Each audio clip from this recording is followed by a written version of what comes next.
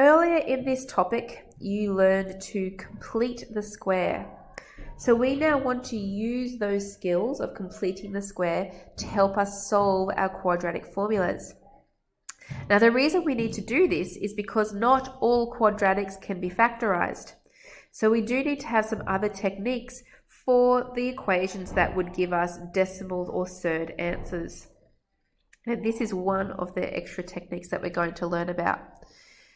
So remember, when completing the square, to find the term that would make it a perfect square, we take the coefficient of the x term, we halve that coefficient, and we square it to find the new term. Okay, so let's read through this remember box here as well. When solving quadratic equations, first of all, write the equation making sure that the right-hand side is equal to 0. Then, step 2, if it is a quadratic trinomial, is identified as the expression on the left-hand side if it cannot be factorized using whole numbers. Then we will try to factorize it by completing the square method. Now, here is the steps. First of all, move the constant term to the right-hand side. Halve the value of the coefficient of the x term and square the result. Add this number to both sides of the equation. Factorize the left-hand side as a perfect square and simplify the right-hand side. Take the square root of both sides of the equation, remembering the plus or minus on the right-hand side. Complete the solution for x. So, in example number 1, solve each of the following by completing the square. So, using the steps that were written above, it says to have the constant term on the right-hand side, which we have, and everything is equal to 0.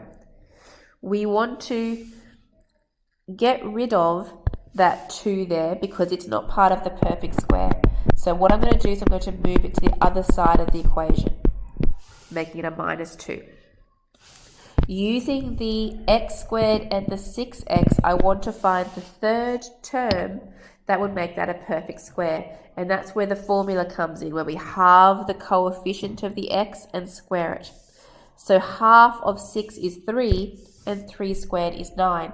So I want to add 9 in there. Now if I do that on the left-hand side of the equation, I also have to add 9 to the right-hand side of the equation to keep it balanced. Now the left-hand side is now a perfect square. To factorize it, all I have to do is halve that 6, which is 3, and it will become x plus 3 in brackets all squared.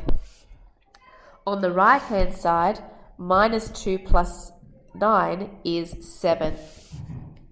Now my goal is to try and find the x, so I now want to try and move everything away from that x. The first thing I do is I get rid of this squared by square rooting both sides.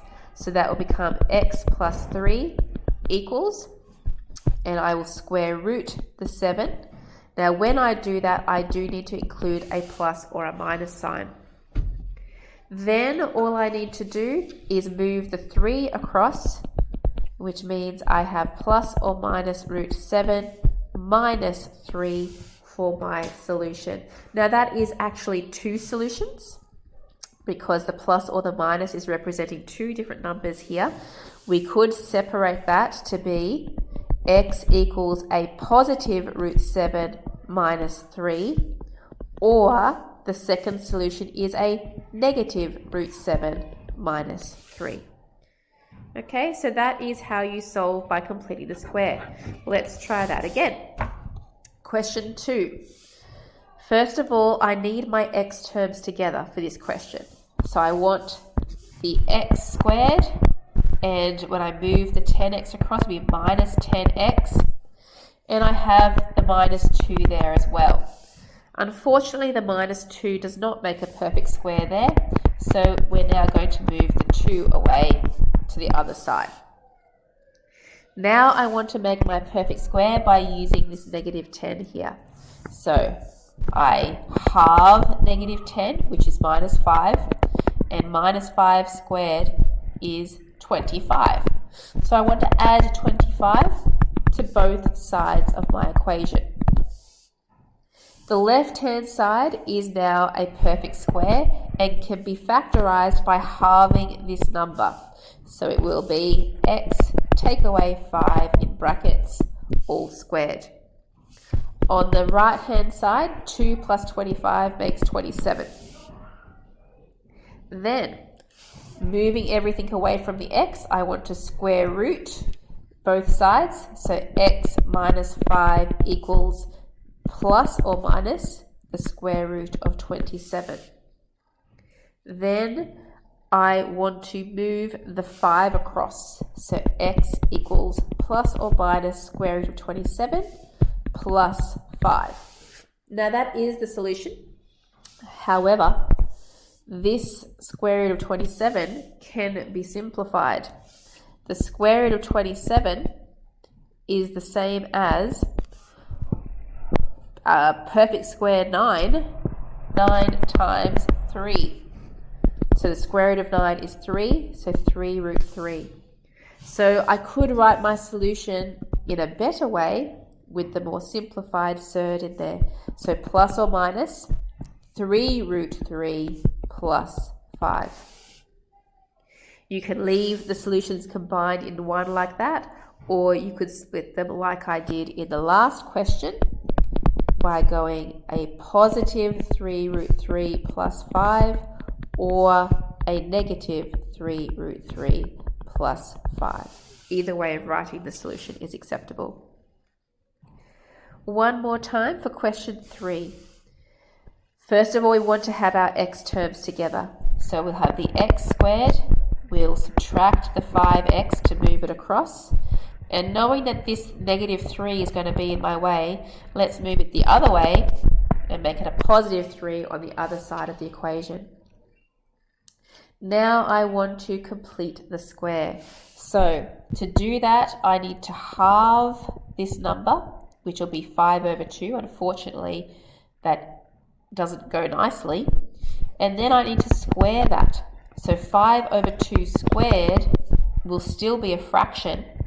It'll actually be 25 over 4.